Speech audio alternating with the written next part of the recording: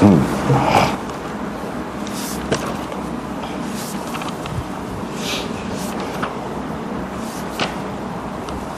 at-tatawwu' fi safar. Ini bab sembahyang sunat dalam perjalanan.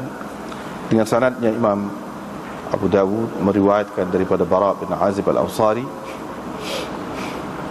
Beliau berkata, aku telah bersama Rasulullah sallallahu alaihi wasallam selama 18 perjalanan. Aku ikut bersama Nabi sallallahu alaihi wasallam dalam 18 perjalanan. Tidak pernah kulihat Nabi sallallahu alaihi wasallam meninggalkan 2 rakaat apabila matahari tergelincir sebelum zuhur.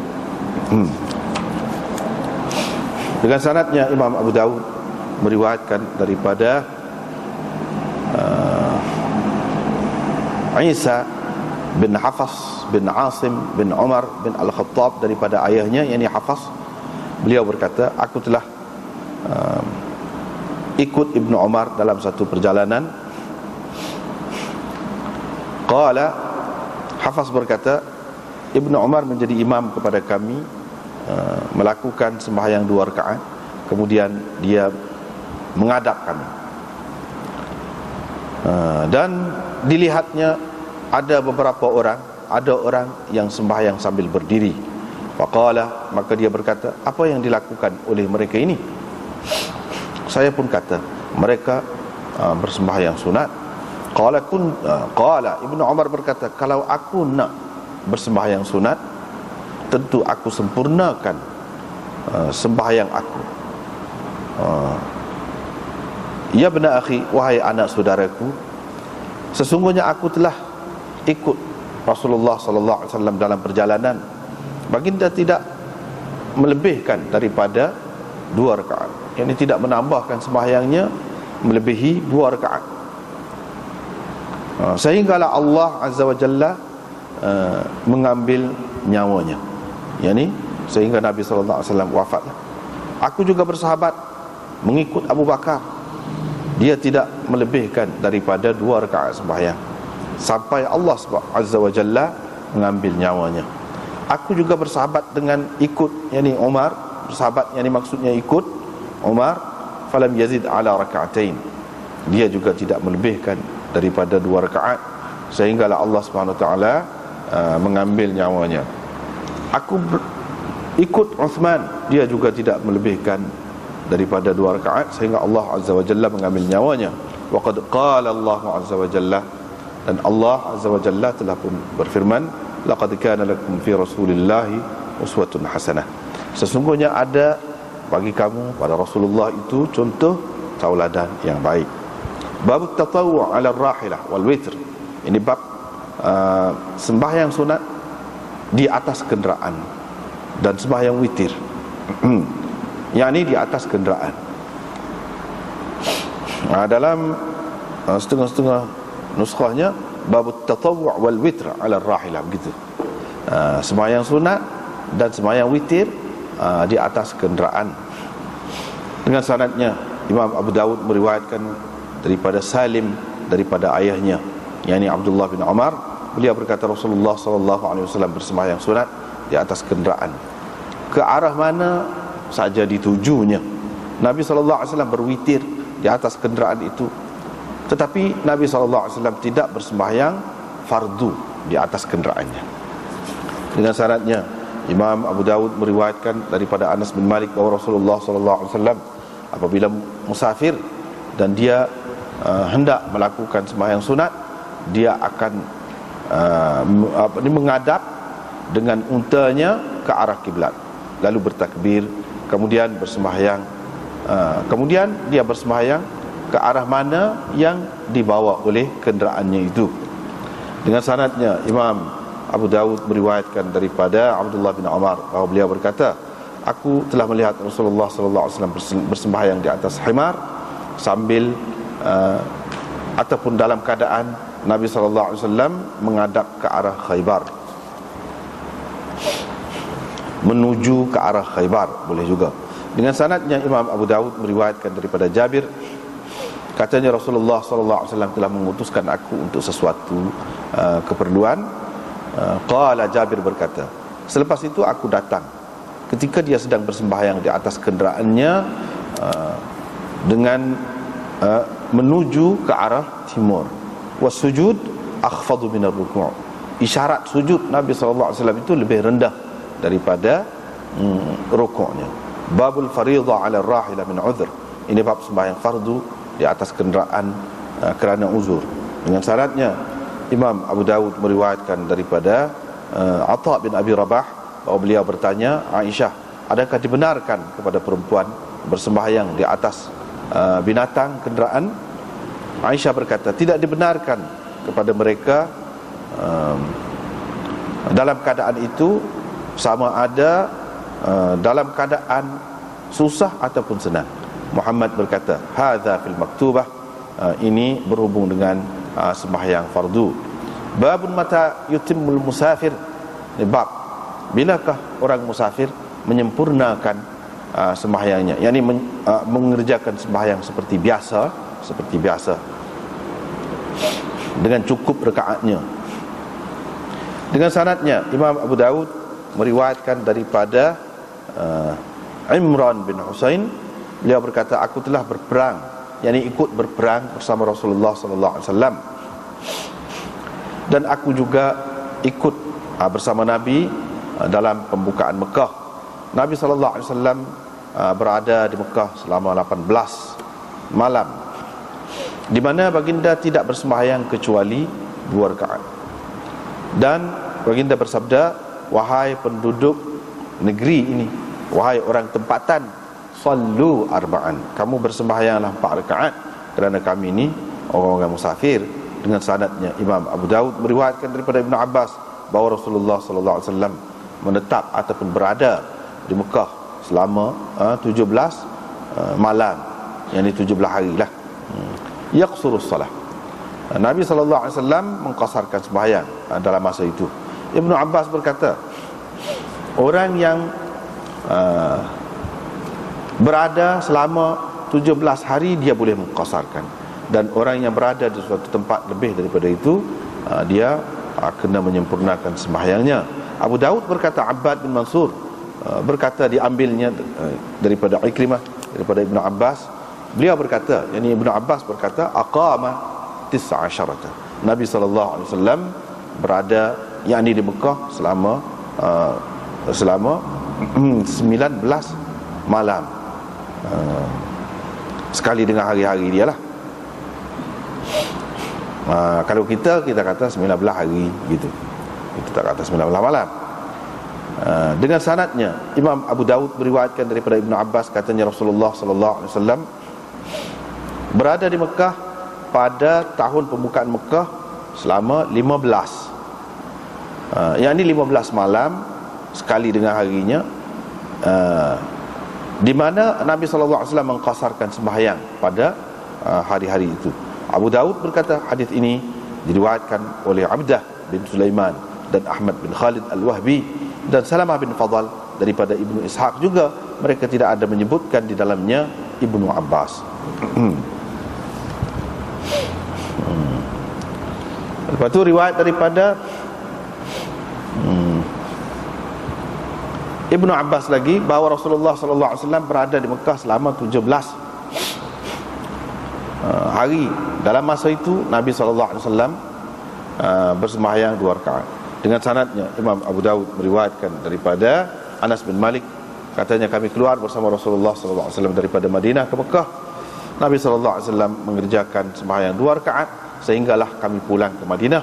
Kami pun berkata, kata perawi ni, hal aqamtum biha syai'an, kamu berada di sana, kamu menetap di sana jugakah? Anas berkata, kami menetap ataupun berada di sana selama 10 hari ataupun 10 malam. Dengan sanadnya Imam Abu Dawud meriwayatkan daripada Ali, bahawa beliau apabila bermusafir, ini riwayat daripada anak cucu dia lah, riwayat daripada Abdullah bin Muhammad bin Umar bin Ali bin Abi Talib daripada ayahnya. Yani Abdullah meriwayatkan daripada ayahnya Muhammad. Ayahnya meriwayatkan daripada datuknya, yani Umar. Umar itu meriwayatkan daripada Ali. Yani riwayat Umar lah bahawa Ali bila dia bermusafir, dia akan berjalan selepas daripada matahari terbenam, sehingga hampir-hampir tuzlim, jadi gelap, hampir-hampir gelap malam itu. Kemudian dia turun, lalu bersembahyang maghrib. Kemudian dia meminta makan petang dia ataupun makan malam dia. Dia pun makanlah. Kemudian dia bersembahyang isyak. Kemudian dia yartahil, berangkat pula. Wa yaqulu, dan dia berkata, beginilah Rasulullah sallallahu alaihi wasallam lakukan. Uthman meriwayatkan daripada Abdullah bin Muhammad bin Umar bin Ali, saya telah mendengar Abu Dawud berkata, ini kata anak murid Abu Dawud ini, iaitu Abu Ali Al-Lu'lu'i.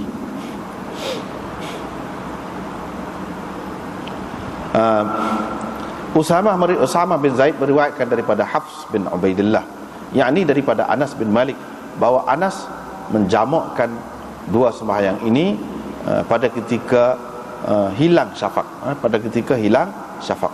Wa yaqulu, dan dia berkata Nabi sallallahu alaihi wasallam melakukan demikian.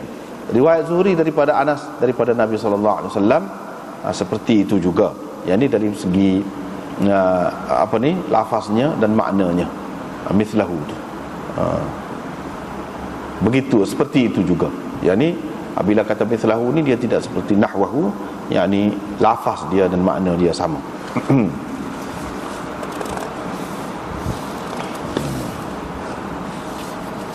Askat tu saja. Kita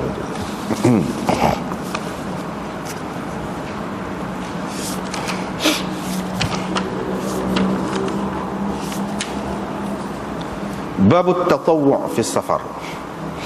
Imam Abu Daud nak bincangkan tentang sembahyang sunat dalam perjalanan. Adakah sembahyang sunat ini boleh dilakukan ataupun elok dilakukan ataupun tidak dalam perjalanan ketika seseorang itu musafir? Mula-mula sama kita kena ingat, kalau Abu Daud ini, kalau kita baca kitab Abu Daud ni, kena ingat dalam tiap-tiap bab tu tujuan dia, maksud utama dia ialah nak bawakan dalil ataupun hujah bagi masing-masing imam ataupun mujtahidin. Itu tujuan dia. Mesti dia ada maksud gitu. Itu maksud utama. Kalau adalah setengah-setengah tempat tu tidak ada hak tu, itu jarang. Kebanyakannya maksud dia gitu.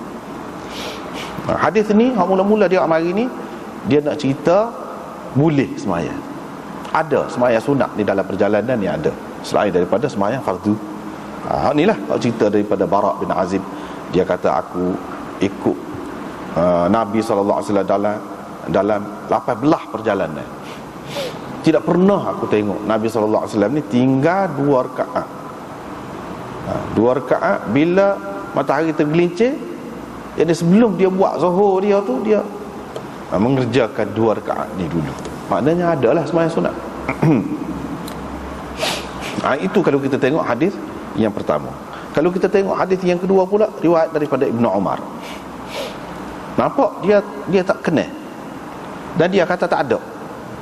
Dia ikut sekali dengan Nabi SAW dalam perjalanan, tak ada lebih daripada 2 rakaat. Padahal kalau sembahyang ada qasar je lah, yakni zuhur 4 rakaat tu, ia sembahyang 2, tak ada lebih, tak ada tambah daripada itu. Kalau asar pun begitu juga, isyak pun begitu juga, yakni tak ada menambahkan lebih daripada 2 rakaat tu. Yakni hak zuhur 2 rakaat, asar 2 rakaat, isyak 2 rakaat, tak ada lebih. Abu Bakar pun lagu tu juga, dia kata dia ikut seumur, tak ada.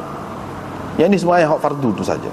Sayyidina Umar pun lagu tu juga, tak ada lebih 2 rakaat tu. Sayyidina Uthman pun lagu tu juga, tak ada lebih. Siapa mati semua mati. Jadi bila dia paling dia semaya tu, dia tengok ada orang duduk semaya. Demo ni semaya ke dia? Saya pun ayatlah kata perawi ni.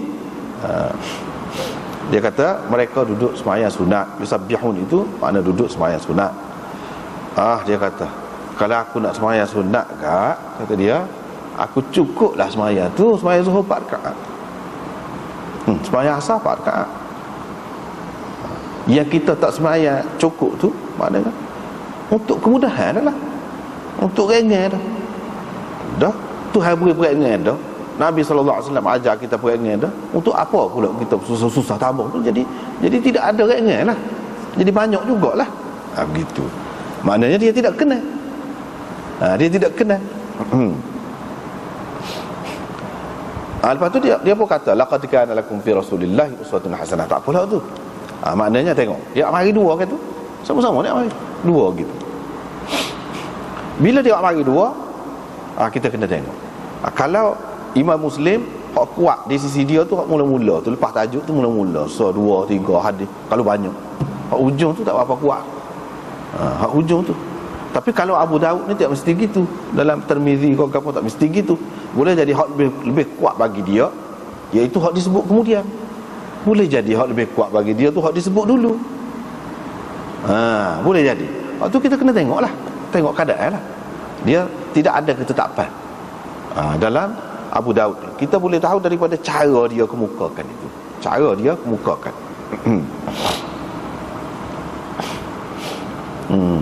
Ini dua. Satu hak kata boleh, satu hak kata tak boleh. Satu lagi hak kata hak boleh tu hak mana? Dia cuba jamak. Dia cuba jamak. Orang panggil, dia pilih maslakal jam, iaitu jalan ataupun kaedah cara kompromi, mengkompromikan di antara hadis itu hak nampak bertentangan tu. Itu mana ada 3 cara. Tak apalah, kita tengok di sini dulu hadis hak mula-mula dulu. Imam Tirmizi juga mengemukakan hadis ini, tapi dia kata gharib hadis ini. Gharib kalau mengikut istilah hadis ini, sama ada hadis itu perawi dia seorang dalam meriwayatkannya pada mana-mana peringkat, dia mesti ada hak seorang. Itu makna gharib. Kalau tidak semua peringkat tu, mana-mana peringkat tu ada hak seorang. Tidak semesti dhaif. Kalau buat lagu tu tidak semesti dhaif. Tapi ada juga kata gharib ini maksud dia dhaif. Maksud dia dhaif. Kalau kita tengok sini, hak ni hadis ni hak ada masalah sikit yang disebutkan oleh ulama dalam syarah-syarah hadis mana-mana pun.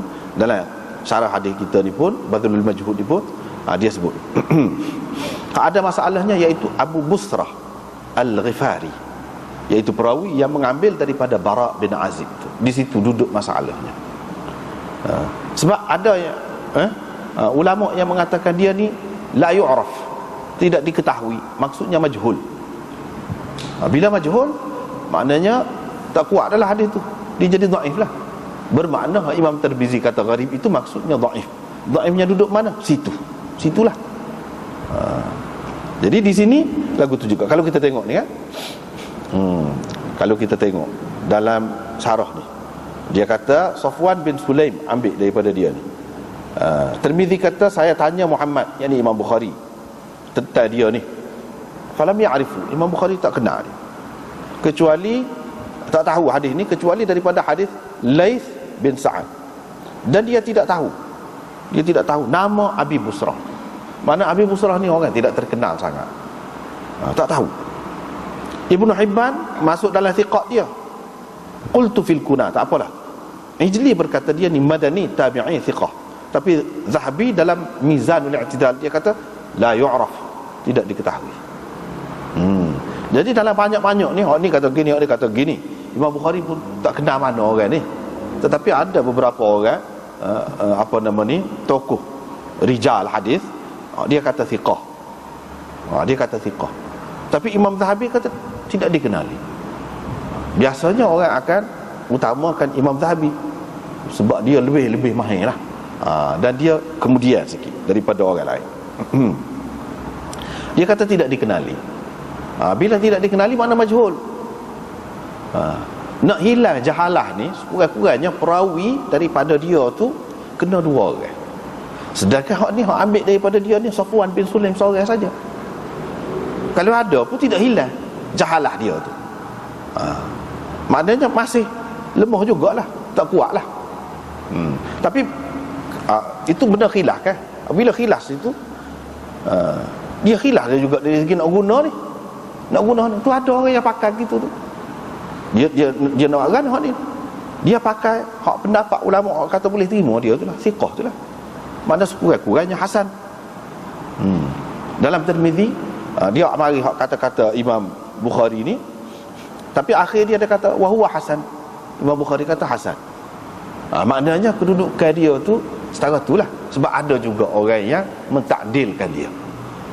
Jadi kalau kita ambil kira hak tu, kita paling tinggi kita boleh kata hasan. Jadi hasan sudah boleh buat hujah dah. Hasan sekurang-kurangnya hadis ni hadis hasan lah untuk digunakan dalam perkara hukum hakam ni. Ini masalah hukum ni, boleh ke tidak sembahyang? Jadi sekurang-kurangnya hasan. Bagi orang yang terima tu, dia letak hak ni atas dasar hasan. Sebab misalnya kita kata Ibn Hibban kata thiqat, Ijli kata thiqah dia ni, Ibn Hibban sebut dalam thiqat dia. Walaupun Ibn Hibban itu dia anggap sebagai mutasahil, mudah lulus lah, tetapi dia orang besar juga.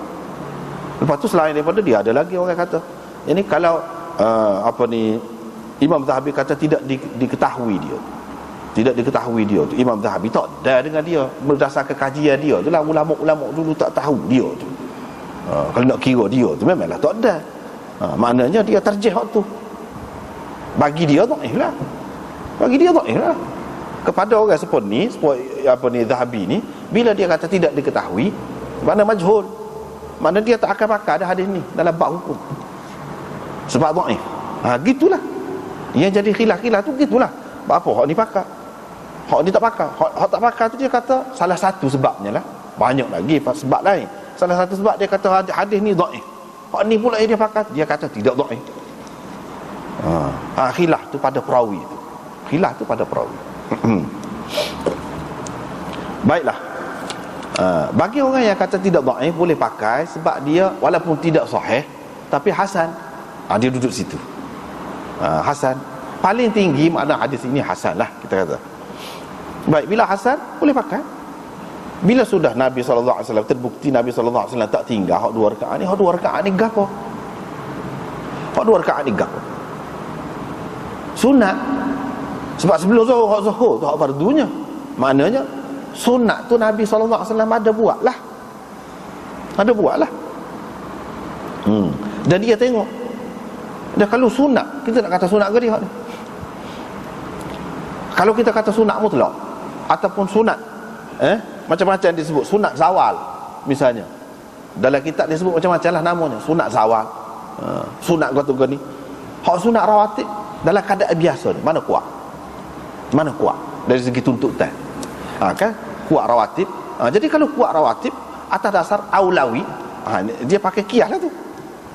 Atas dasar qiyas aulawi, kalau hak ni boleh, hak tu kau boleh, sebab hak tu skala pun lebih kuat. Dia faham gitu. Dia faham gitu atas dasar qiyas aulawi. Kalau setara hak ni sunat ni, kalau kita kata sunat zawal tak kuat setara mana hak tu. Rawatib lagi kuat tuntutannya dalam keadaan biasa. Kalau hak ni dia buat hak rawatib tu, tentulah kalau kita tidak tahu dia buat tak jelas, dari segi qiyas tu kita boleh pakai dah. Bahawa hak tu lebih dituntut lagi dalam keadaan ni, kalau nak buat hak tu lebih lagi lah, walaupun tidak sebut sini. Kalau tidak sebut sini buat apa? Dia kata hak sunat-sunat ni Nabi SAW buat di rumah dia ataupun tempat penginapan dia. Dia bukan buat tengah orang ramai tu. Hak sunat tu kan dia suruh sembahyang di rumah kan, hak tu lebih molek. Jadi dia tak tengok ni, dia tak tengok luar, dalam boleh jadi dia buat. Dia itu perbahasan dia tu. Tapi bagi orang yang tak seterima, seperti Ibnu Umar tu, tak ada. Makna kira-kira dia kata tak ada tu, dia selidik dah lah. Dalam keadaan biasa ketika tak pergi mana-mana pun tahu dah dia sembahyang sunat di rumah, tapi kita tahu kan dia sembahyang. Hak ni kita mesti akan tanya. Kira-kiranya dia kata dia tak ada yang tahu tu, dia tanyalah hak dalam rumah tu. Maknanya dia tak tahu. Tak ada, Nabi SAW tak ada buat. Lepas tu kalau nak kira bercanggah juga dia kira dengan hak qasah tu, maksudnya nak suruh rek ngedah kan, nak suruh rek ngedah kita tu. Jadi kalau kita buat tambah hak tu, hak fardu lebih utama kalau nak sempurnakan. Kalau tu nak jadi pak, hak ni dua, hak sunat lebih baik buat hak fardu tu tambah dua lagi. Hak fardu tu lebih utama lagi. Hak tu setara hak tu diringkaskan. Apa hak ni nak tambah pula? Dan di mana dapat kemudahan, kesenangan tu? Sedangkan maksud dia nak suruh rengeh, tak ada rengeh. Jadi makna tidak tercapai maksud asal. Hak maksud asal nak suruh rengeh. Dengan sebab itulah dia kata Sayyidina Abu Bakar, Sayyidina Umar orang ni tak ada buat. Jadi bagi Ibnu Umar tak ada lah.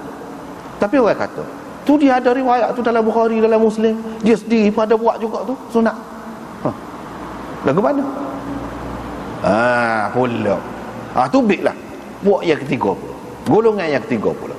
Dia kata Ibnu Umar nafi tu hak rawatib. Hak tu Nabi tak buat.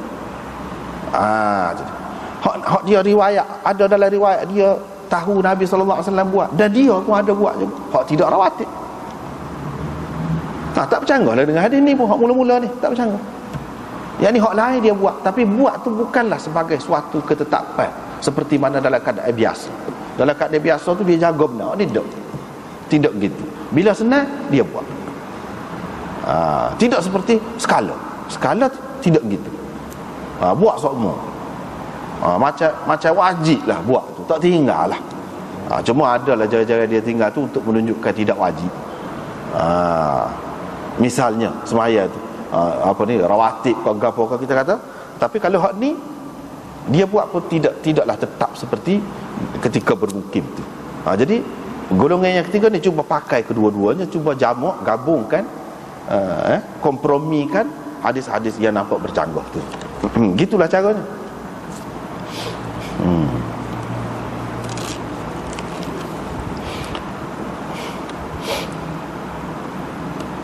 Misalnya dalam kitab kita ni 311, boleh tengok situ kemuskilan itu. Ibnu Umar meriwayatkan bahawa Rasulullah SAW sembahyang sunat. Ini dalam musafir. Imam Tirmizi isyarat dalam sunannya, dia kata waruwiya an Ibnu Umar bahawa Nabi SAW kana la yatatawwa'u fi safar qabla as-salah wala ba'daha. Imam Tirmizi kata ada riwayat daripada Ibnu Umar, dia tak sembahyang sebelum sunatnya, sebelum sembahyang fardu tu dan selepasnya tak sembahyang. Tapi ada juga dia kata diriwayatkan daripada Ibnu Umar daripada Nabi SAW annahu kana yatatawwa'u fi safar. Itu Nabi SAW sembahyang sunat dalam safar. Ada.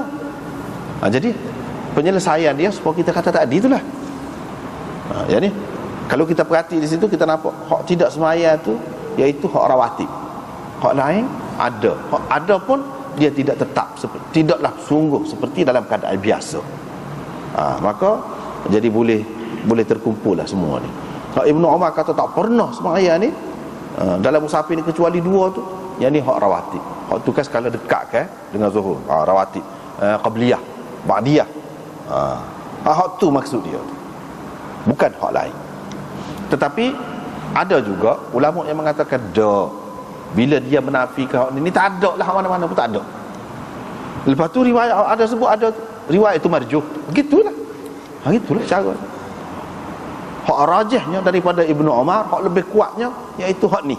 Mana-mana pun yang ditonjolkan riwayat lebih kuat hak ni. Jadi kalau ada riwayat lain hak tu tidak kuat lah. Begitu. Itu pendapat golongan yang keempat pula.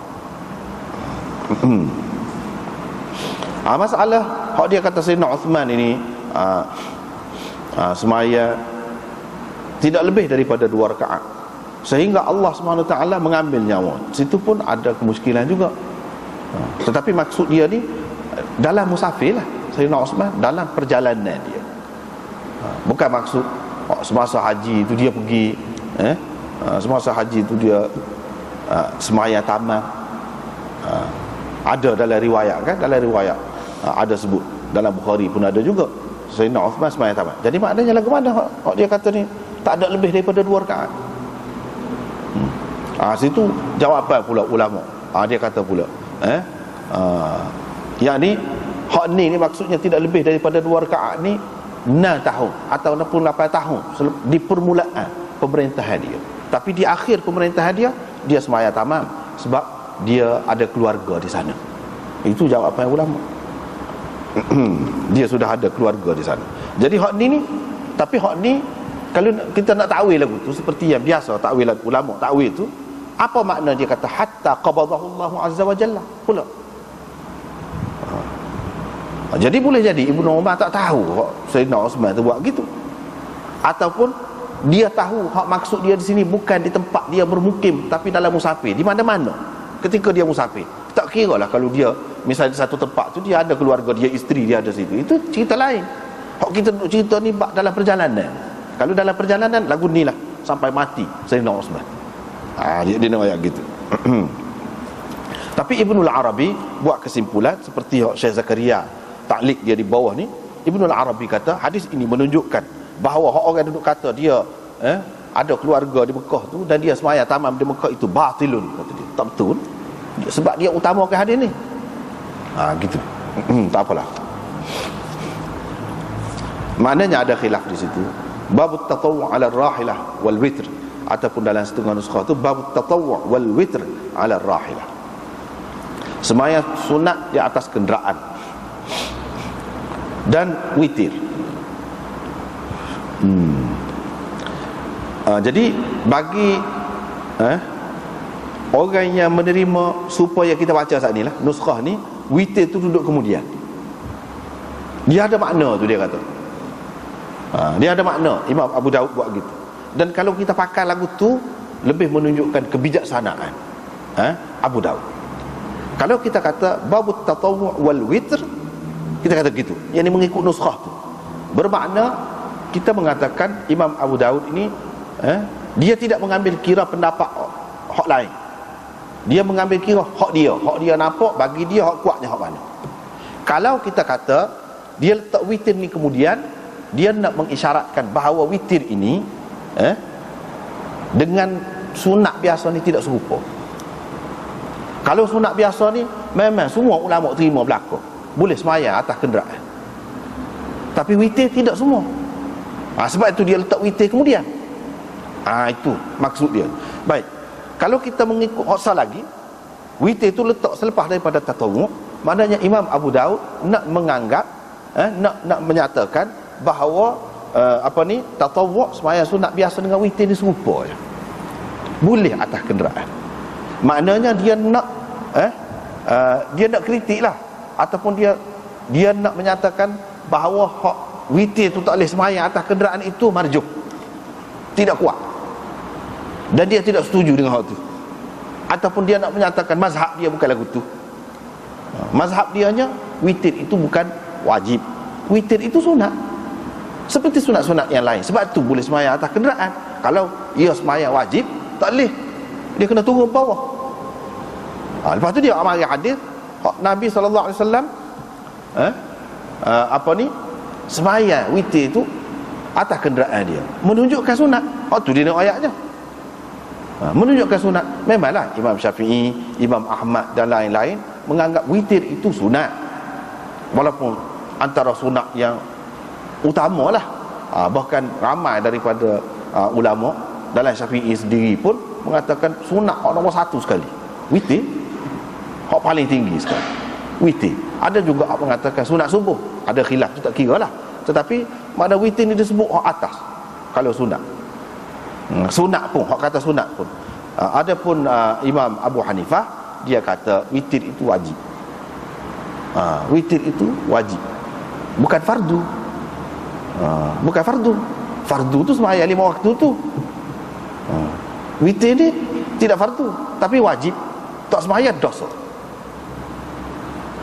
Tak semaya dosa. Gitu. Bagi dia. Dan tidak semaya sama. Tak semaya sama, jadi fasik orang tu. Sampai gitu dia. Kalau kita mengambil kira wal witr itu letak kemudian, bermakna Imam Abu Daud dia nak ambil kira semua pendapat. Sebab dia nak menyatakan khilaf ulama, kan? Dia nak menyatakan khilaf ulama. Dalam bab witir dengan sembahyang sunat ni ada khilaf ulama. Misalnya Imam Abu Hanifah, dia kata witir tak boleh sembahyang atas kenderaan, kena turun bawah. Sebab apa? Dia wajib, bukan sunat. Jadi Imam Abu Daud sebab tu dia letak witir tu kemudian. Dia ambil kira, melera orang hak kata wajib. Tapi bukan semua hak kata wajib lagu tu. Lama juga hak kata sunat. Sebab tu dia mari sini, letak sini. Kalau kita kata witir tu letak sekali dengan tatawwu', bermakna dia nak ayat itu mazhab dia. Hak dia terjihkan hak itulah. Iaitu witir ni serupa dengan sunat juga. Dia tidak nak ayat pendapat orang lain, dia nak ayat hak dia. Hak dia terjih, iaitu sunat, serupa sunat lain. Kalau nak kira hak lebih sesuainya, iaitu nuskhah hak sebut babut tatawwu' wal witr ala rahilah. Witir tu sebut lepas tatawwu', bukan witir tu sebut kemudian. Tapi dalam kitab kita ni witir disebut kemudian. Cuma apa ni? Adalah bawah ni, ta'liq bawah ni dia ada sebut tu. Witir hak selepas tatawwu' tu ada sebut. Maknanya dalam satu nuskhah yang lain gitu. Hak lebih sesuainya sebut witir tu selepas tatawwu'. Sebab apa? Sebab hadis hak dia awak mari ni memang gitu. Nabi SAW dia semaya atas kenderaan dia. Ikut ayya wajhin tawajjahu, yakni tatawajjahu. Ikut ke arah mana kenderaan dia tu tuju. Tidak menghadap kiblat pun, dia tak cara. Wa yutiru 'alaiha, dan Nabi SAW mengerjakan semaya witir atas kenderaan dia. Yusabbihu tu menunjukkan semaya tatawwu' lain-lain. Yutiru tu menunjukkan semaya witir. Jadi kedua-duanya Nabi SAW mengerjakan di atas kenderaan dia. Tetapi dia tidak semaya al-maktubah, yakni semaya hak fardu 5 waktu tu di atas kenderaan dia. Menunjukkan di sini Imam Abu Daud nak ayat dia serupa dengan pendapat hak ramai-ramai mengatakan witir itu tidak wajib. Apa lagi kalau nak kata lebih pada tu? Sebab apa? Sebab Nabi SAW buat atas kenderaan. Buat atas kenderaan ni hak sunat, menunjukkan witir itu sunat. Hak dia tidak buat atas kenderaannya sembahyang fardu, dia boleh turun, dia turun. Kecuali kalau tak boleh turun, adalah ketikanya hak tak boleh turun tu sebab hujan, lecah lagi, tak ada tempat nak turun. Dia sembahyang atas kenderaan dia, ada. Tapi dalam keadaan biasa kalau boleh turun, dia akan turun. Sebab sembahyang fardu dia tidak serupakan dengan hak lain-lain. Kalau mampu berdiri, tak boleh duduk. Tak boleh duduk, kena berdiri kalau mampu berdiri. Berbeza dengan sembahyang sunat. Ini Imam Abu Daud kata Nabi SAW sembahyang sunat atas kenderaan dia. Tak cara pergi ke mana, kok mana, tidak menghadap kiblat. Sembahyang witir pun lagu tu juga. Tetapi dia kata sembahyang fardu tidak. Sembahyang fardu tidak. Al-maktubah hak tu tidak. Al-maktubah tu mana? Sembahyang 5 waktu tu lah. Sembahyang 5 waktu.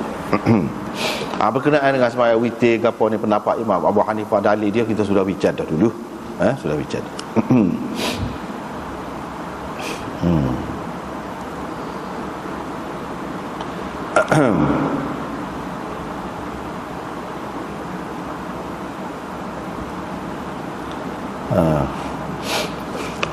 Jadi bagi orang, itu satu perkara ada kena-mengena dengan tajuk yang Imam Abu Daud buat tu. Satu perkara lagi iaitu berkenaan dengan semaya sunat ni atas kenderaan ni kena masa start tu, nak takbiratul ihram, tahrimah tu orang panggil, kena menghadap kiblat ke tidak? Bagi orang yang mengatakan tidak perlu menghadap kiblat daripada awal tu, ketika takbiratul ihram pun tidak perlu, seperti Imam Abu Hanifah dan orang-orang yang sependapat dengan dia pegang dengan hadis-hadis macam ni lah. Kita tidak kata dia pegang dengan hadis ni, dengan sanad ni, moga dia orang dulu lagi, hadis-hadis hak lagu ni hak dia pegang. Cuba tengok Rasulullah SAW dia semaya sunat atas kenderaan dia, tak kira ke arah mana kenderaan dia tu menghadap, tak ada sebut. Bila dia nak semaya mula-mula tu dia pusing dulu, tak ada sebut. Menunjukkan tak kisah. Imam Syafi'i dan orang-orang hak sependapat dengan dia, dia kata tak boleh sembahyang sunat pun. Dia kalau atas kenderaan ni mula-mula tu yakni takbiratul ihram tu kena menghadap kiblat. Lepas pada tu tak apalah, pusing pergilah ke mana-mana pun tak apalah. Dia pegang dengan hadis lain hak kemudian, nanti kemudian kita baca dah tadi. Jadi orang yang kata tidak perlu menghadap kiblat tu walaupun pada ketika takbiratul ihram dia pegang dengan ni, Imam Abu Daud mari belakang. Orang hak kata kena, dia pegang dengan orang lain. Gitulah. Lepas tu kita nak pakai mana? Ikutlah mana-mana pun. Bukan ada hadis berlaku kan? Ada hadis berlaku. Tak apa. Hak mana-mana pun. Tak perlu kita kata hak ni kita terikat dengan hak ni, tak perlu. Susah pun. Sebab kita duduk bincang skala tu lah. Duduk bincang skala tu. Tak apalah.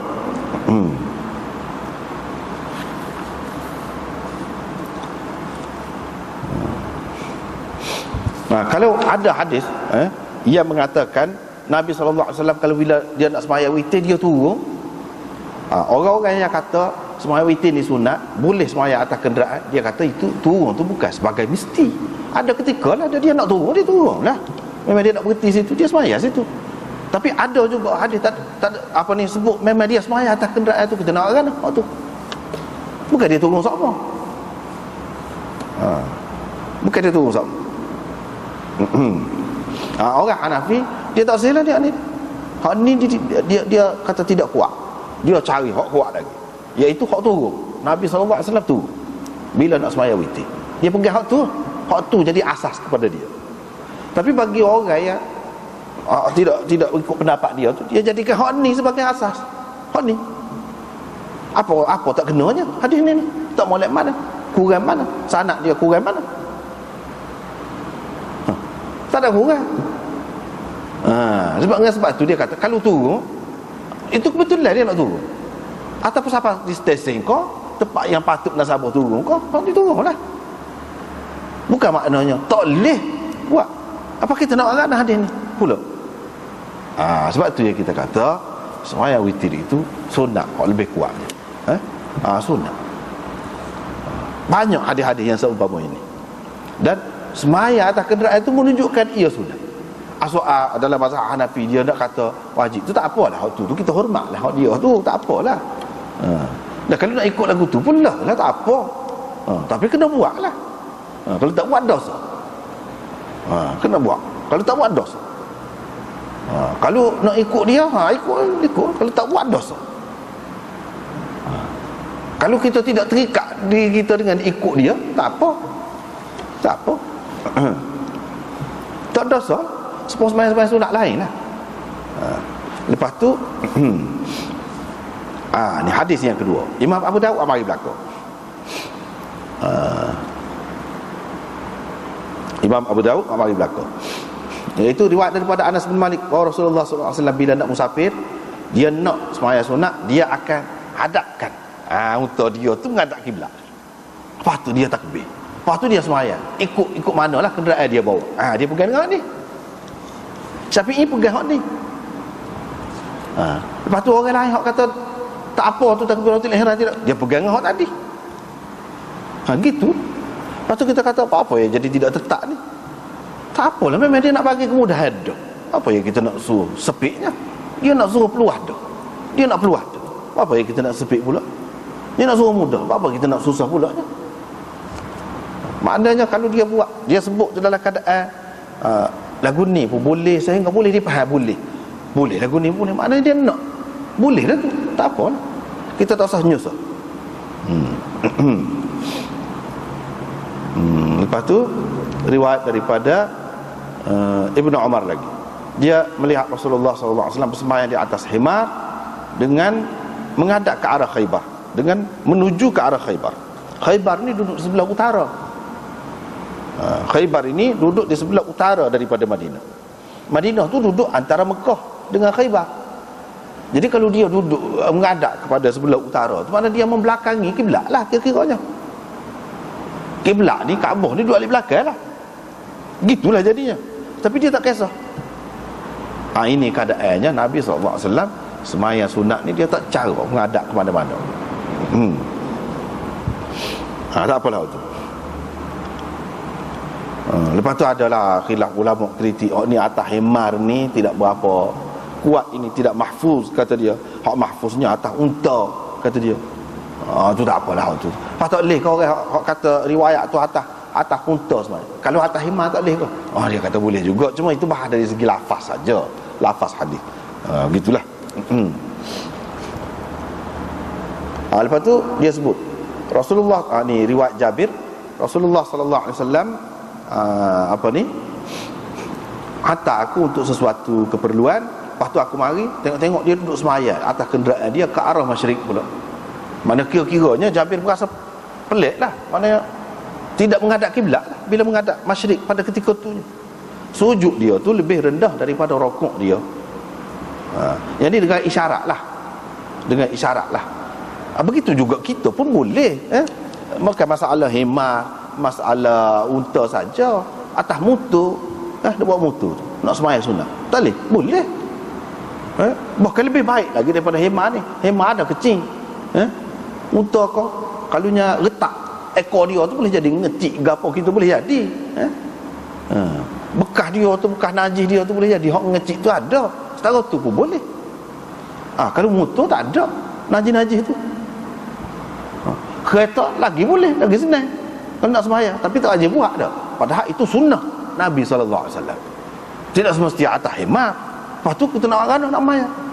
Sebab tu kita apabila belajar ni, kita kena faham. Boleh jadi orang tu tidak senyum, kita tak pandang, kita kata sombong, tak okey. Nah, dia tak sembahyang sunat. Nah. Kena reti tak? Jadi sebuah hak tak reti lah. Nah. Kita nak tahan dia nak lalu depan kita pun hola tangan. Dia pun hola salah. Kan? Dia kamak kau kita hola nak salah dengan dia. Dia tak reti. Nah. Dia tak reti. Hak ni pun lagu tu juga. Boleh jadi orang faham gitu. Padahal boleh jadi dia nak sembahyang. Tapi oleh kerana kita ni tak pernah terfikir nak sembahyang atas kenderaan ni kan, kita kata sombong lalu, kita boleh kata begitu. Tak senyum sikit abuk dah. Tak akak tangan dah lalu. Nak akak tangan apa je? Duduk sembahyang. Boleh sembahyang. Lepas tu kita kata sembahyang tunduk tu. Janganlah tak tengok depan. Sini ni kan dia royak kan isyarat tu. Sujud lebih rendah. Tidak semesti rapat sujud tu. Tidak semesti rapat atas belakang hemar tu ataupun motor tu, ataupun atas motor tu, depan motor, tak mesti. Kalau lagu tu tak nampak pula, jadi sebuah puak-puak tu lah dia rempik tu. Jadi lagu tu pula. Bukan maksud gitu. Bukan maksudnya isyarat. Kita isyarat sikit. Lepas tu sikit. Mata tu tak tengok depan tu. Cukup dah tu. Yang pentingnya baca tu. Dan kita tahu ni rokok, ni sujud, ni tahiyat. Kita tahu, kita buat seperti biasa. Boleh diamalkan. Dan ini sunnah. Tak ada buat. Banyaklah sunnah tak ada buat ni kan. Seperti etikaf sebentar-sebentar gitu masa naik atas masjid gini, muka Syafi'i boleh kan. Jadi pakai hak tu kan. Padahal orang lain kata syarat etikaf ni kena puasa lah, kena masjid lagu ni lah, kena semalam tu, macam-macam syarat tu. Kita tak cara-cara hak tu. Kena kiranya etikaf ni hak moleknya malam tu kita kata sekurang-kurangnya. Hak molek tapi tak ada buat. Lah ni alhamdulillah apabila sunnah dipelajari orang kokoh hidup. Tapi dulu tak ada cara orang kita buat. Hak ni bila kita belajar ni kena buatlah. Tidak semua pun tak apa. Mana ada. Jelas hak ni. Dia tidak mansuh ni hak ni. Tidak mansuh. Tidak kata zaman Nabi saja. Lepas pada tu tak ada orang buat. Dia sahabat-sahabat pun buat. Menunjukkan ini tidak mansuh. Dan dalam kitab-kitab fiqh tu bahas macam hak ni. Bahas macam. Itu berkenaan dengan sembahyang sunat di atas kenderaan. Jadi kalau hak sekarang ni atas motor, atas kereta, atas kapal terbang, atas kereta api boleh berlaku. Boleh lah. Tapi kalau kereta api tu berhenti dekat stesen, kita tahu selama mana. Kita nak turun pun tak apa. Tengah berjalan pun boleh, maknanya gitu. Babul fariḍah 'ala ar-rahilah. Ini bab sembahyang fardu di atas kenderaan. Min udhrin.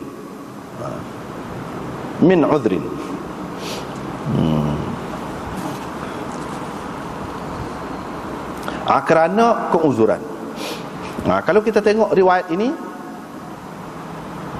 tidak dibenarkan. Atha bin Abi Rabah ditanya Aisyah, adakah dibenarkan kepada perempuan untuk sembahyang di atas kenderaan dia? Di atas kenderaan dia. Dia kata tidak dibenarkan kepada mereka untuk buat lagu tu. Dalam susah kau, dalam senang kau tak boleh berlaku. Jadi maknanya kalau kita tengok hadis hak ni saja kak, maknanya beratlah. Padahal sesuatu hadis itu kita kena tengok banyak perkara. Hak Aisyah royak ni ataupun siapa-siapa lah boleh jadi riwayat ni cerita satu masa, satu ketika, bukan sokmo-sokmo. Jadi ada perkembangan semaya kita ni, hak spoiler ni pun dalam Abu Daud dia sendiri ada 3 peringkat. 3 peringkat. Jadi kalau orang royak semaya boleh kecek, ada dalam hadis. Boleh kecek masa semaya. Tanya khabar, berapa orang di rumah? Boleh. Betul. Dalam hadis ada. Tapi hak tu cerita hak bila. Tu benda kita kena fahamnya. Sebab tu kena tengok belakang hadis, tengok belakang. Bila kita tengok belakang, makna kalau ada keuzuran, ada sebab untuk kita sembahyang di atas kenderaan tu, hak fardu pun boleh. Hak tu hak kemudian banyak hadis-hadisnya. Dalam kitab fiqh gapo pun sebut lagu tu lah boleh. Sebab tu dia kata walaisal murad min halatal uzr. Dalam keadaan susah biasa, tidak uzur. Kalau uzur, sebab tu dia sebut fa in idza kana al uzr fa innahu idza kana al uzr yajuzu lin nisa bal walil rijal as-salah ala ad-dawab. Boleh. Dalam hadis-hadis pun banyak sebut. Daripada sini menunjukkan kalau jangan kita tengok hadis ni, hak ni mana tak boleh. Seseolahnya dalam keadaan uzur pun tak boleh. Sebab apa? Dipaham daripada syiddah. Syiddah tu maknanya uzur lah, susah. Dipaham daripada situ. Senang susah tak boleh. Dan hak ni berkait dengan perempuan saja. Kalau lelaki lah mana? Tidak jelas hadis ni. Dengan sebab itu hadis yang tidak jelas kita tidak boleh jadikannya sebagai asas. Supaya kalau Quran itu kan ayat mutasyabihat, boleh nak asas? Tak boleh. Kena ayat muhkamat itu buat jadikan asas. Hak terang tu. Hunna ummul kitab wa ukharu mutasyabihat. Orang hak nak turut cari ikut orang, hak mutasyabihat tu buat sesat. Hadis ni pun lagu tu juga. Kalau hak tidak terang, kita tidak boleh jadikan sebagai asas. Macam di sini, khusus untuk wanita ni, untuk perempuan. Kalau lelaki, tak ada, tak jelas. Lepas tu tidak jelas lagi di sini. Kalau tengok hadis lain lagi banyak bercanggah. Nabi SAW sendiri sembahyang hak fardu atas kenderaan dia. Jadi maknanya hadis ini sama ada cerita dulu. Kalau cerita hak dulu dah ada orang hak lain, orang panggil mansuh, sudah mansuh. Hadis ini sudah mansuh. Tak ada habis cerita. Gitu caranya. Kalau tidak kita nampak bertentangan ni lagu mana lagu ni. Ada dalam hadis sebut pakai selipar, pakai kasut naik sembahyang. Kalau pokok kita dipakai kasut ni geger dah. Ada dalam hadis. Ada dalam hadis. Apa kita nak tu bendanya kita kena tengok. Mansuh ke tidak, ataupun keperluan ke tidak. Dalam keadaan keperluan panah, panah. Kalau kaki dia disembahyang atas tanah, atas pada pasir gitu. Jadi munasabahlah kalau dalam keadaan tu. Lepas tu ada pula ulama yang kata hak tu sudah mansuh. Memang dulu lagu tu. Kemudian tidak. Banyak hadis ni gitu macam sini. Tak boleh berlaku. Lepas pada tu boleh. Kita tahu mana boleh tengok hadis lain. Tengok hadis lain.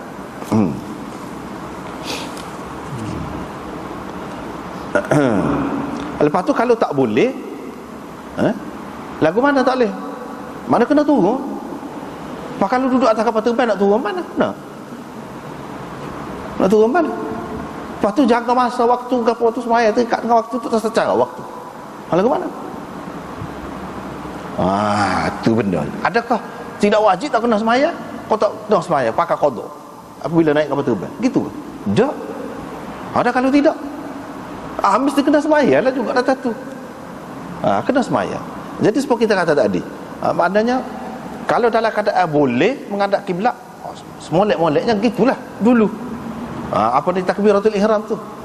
Lepas pada tu tak kira dia pusing ke mana-mana, tak cara lah. Tak cara dah lah. Kalau tak boleh juga, memang pergilah ke lain. tidak akan menghadap kiblat ke mana-mana, kita tak boleh. Ikut. Fa aina ma tuwallu fatamma wajhullah. Itulah. Pada ketika tu situ ayat. Pergi situ, balik pada Quran semula. Balik pada Quran semula ada sebut. Maknanya fawalli wajhaka syatral masjidil haram tu setakat mana hak boleh. Dalam keadaan tak boleh, dalam keadaan kita tak tahu, gelak-gelemak tak tahu mana ni, tak ada kompas, tak ada gapo, kita nak kan. Fa aina ma tuwallu fatamma wajhullah. Gitu. Situ gunanya. Tak ada mansu-mansu, ada ketika boleh guna. Gitu.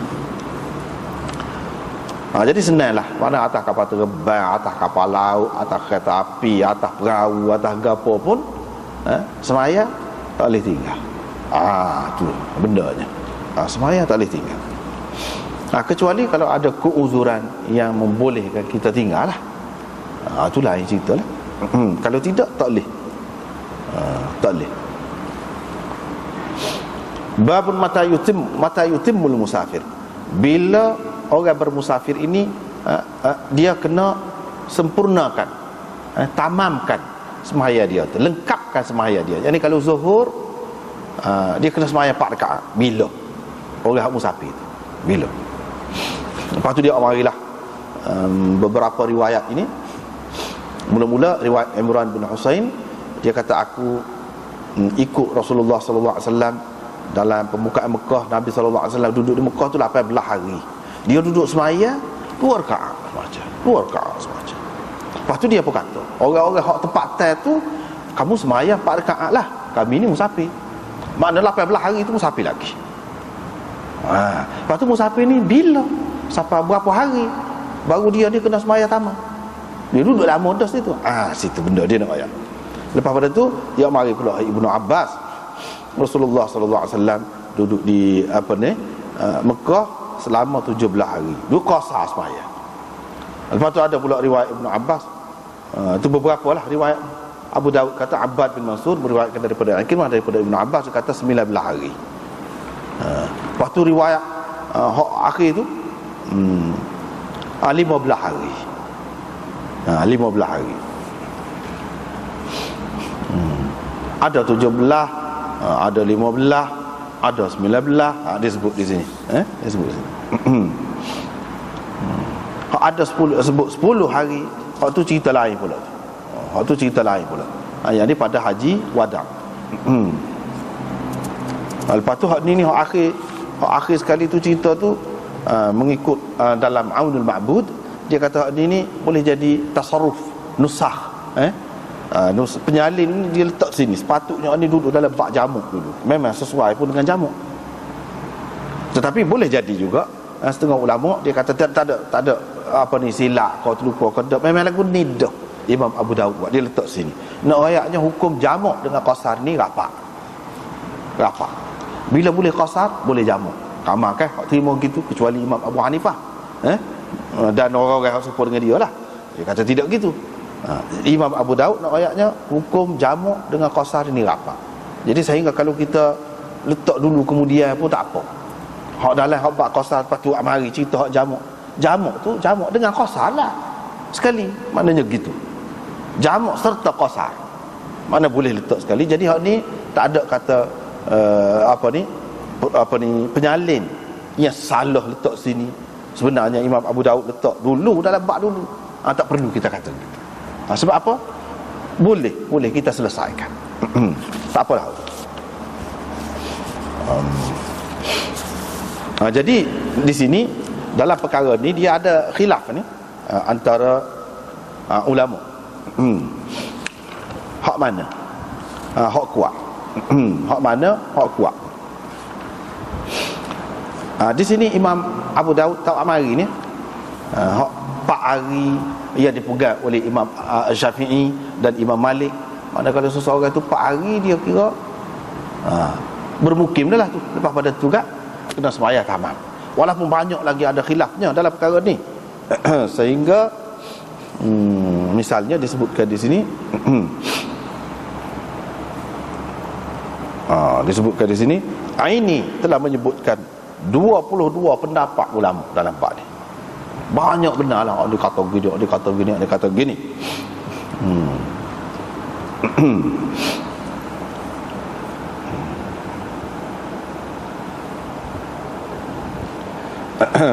Jadi dalam perkara ni, kalau Malik dan Syafi'i dia kata 3 hari ataupun 4 hari, dia ada khilaf lah di situ.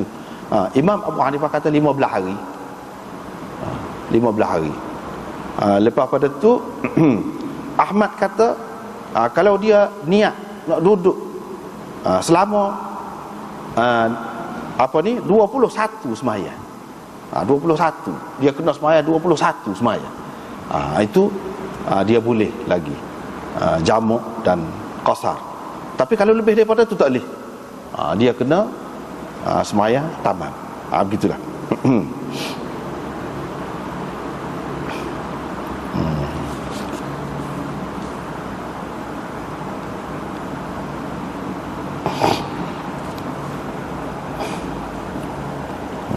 Tak apa, kita nak tengok di sini macam-macam riwayat ni. Imam Bukhari buat mari tarik ni juga Ibnu Abbas tadi, dia kata dengan lafaz 19 hari. Tadi dia sebut 18 hari.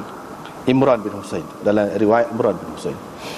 Dalam riwayat Ibnu Ishaq tadi, akhir tadi, dia sebut 15 hari.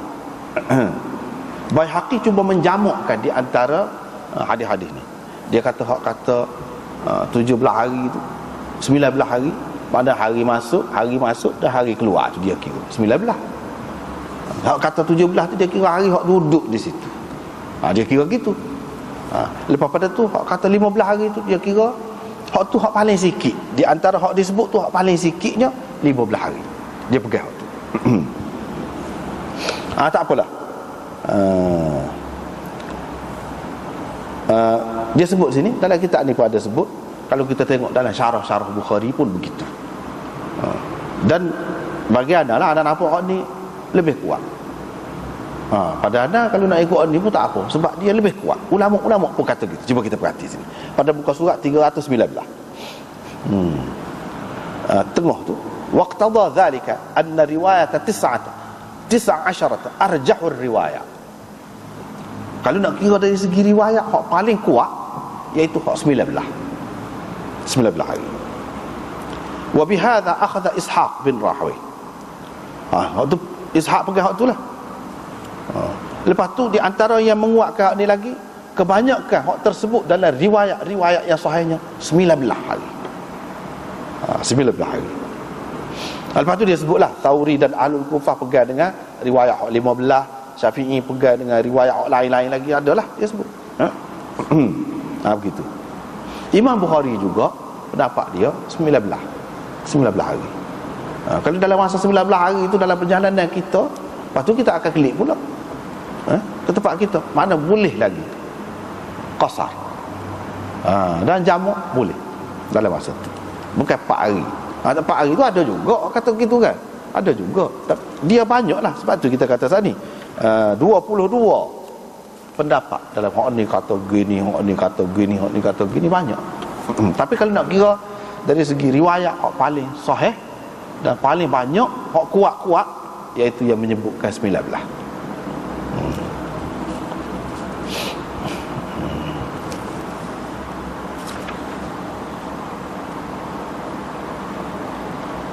Begitulah. Hak sebut 19. Dia tidak bercanggah dengan hak sebut 17 tu. Hak sebut 17 tu dia tidak kira hari masuk dengan hari keluar. Jadi tidak bercanggah lah. Hak 19 tu tetap kuat juga. Cuma hak 15 tu masalah. Sebab dia kata ini hadis ni ada ittirab lah. Dalam istilah hadis ini panggil tidak tetap. Sekali 19, bahkan ada hak 18 walaupun dikatakan syadz.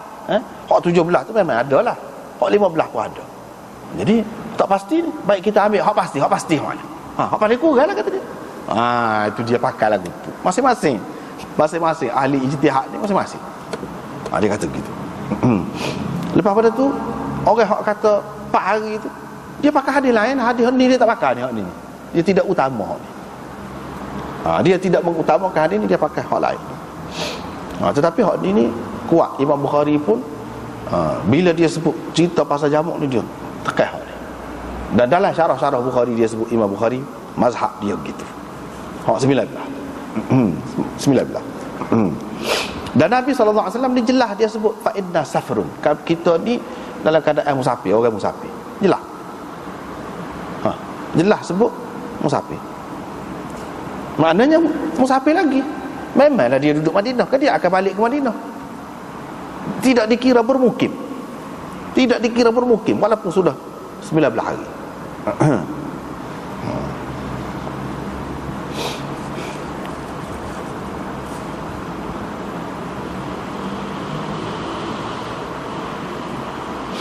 Ini itulah cerita apa nama ni hak jamuk. Berapa hari. Mana kalau dia duduk di sesuatu tempat itu. Lepas pada tu dia mari hak ni apa ni? Hak 15 tu. Hak 15 tu. Imam Nawawi kata dhaif hak 15 tu. Dalam kitab ni pun ada sebut. Tapi Syekh Khalil Ahmad dan orang lain mazhab Hanafi dia kata laisa bijayyid, tak kena tu, kata gitu tak molek tu, sebab perawi-perawi dia thiqat. Lepas tu kita kata Ibnu Ishaq ada tu, dia kata walam yang farid biha Ibnu Ishaq, bukan Ibnu Ishaq seorang aja meriwayat ni. Imam orang-orang Hanafi pegang hadis ni bukan dia pesanda pegang dengan Ibnu Ishaq, dok dia tengok riwayat lain ada juga, riwayat orang lain hok tak ada Ibnu Ishaq tu. Kalau ada Ibnu Ishaq seorang sudah kerja dah, tak lagi. Tapi dia faqad akhrajaha An-Nasa'i. Nasa'i mengemukakan hadis ini daripada riwayat Iraq bin Malik daripada Ubaidillah kadzalik. Mana tak ada Ibnu Ishaq. Hak tadi kan dia amari Ibnu Ishaq tu ambil daripada Zuhri, daripada Ubaidillah gitu gini. Hak ni jelas. Dia. Anu kadzalik. Bila jelas dia ni sahih.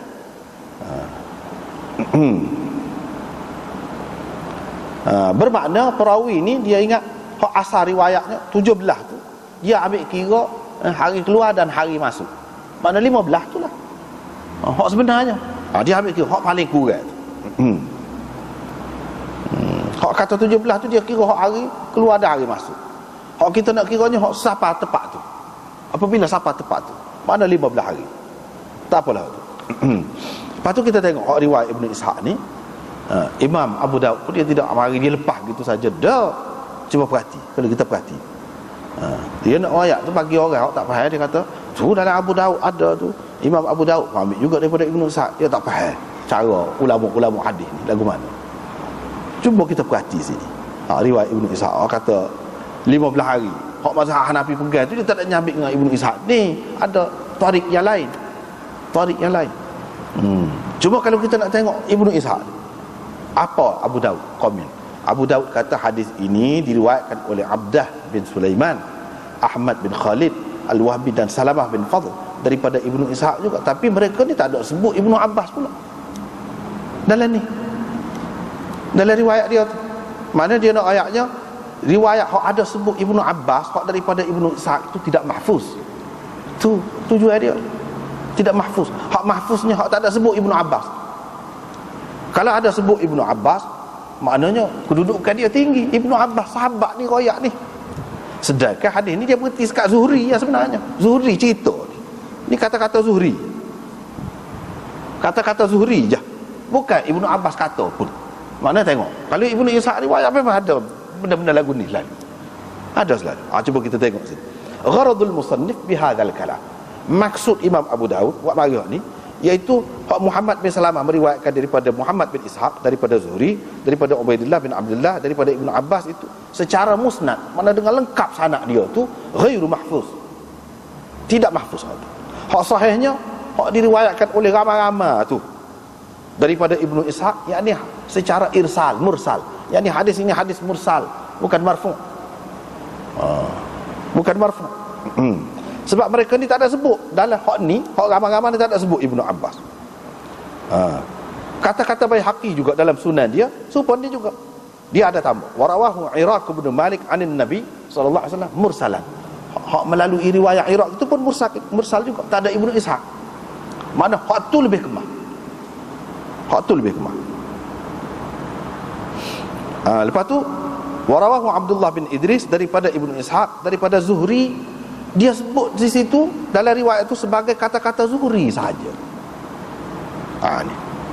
Hak sahihnya ini riwayat mursal. Bila mursal makna dhaif. Tak kuat dah lah. Tak kuat dah. Tak boleh nak buat hujah. Lepas tu kita kata orang Hanafi kata 15 hari. Dia pegang dengan hadis lain. Lepas tu kita kata hadis tu pun mursal juga. Orang Hanafi kata bagi kita mursal hujah juga.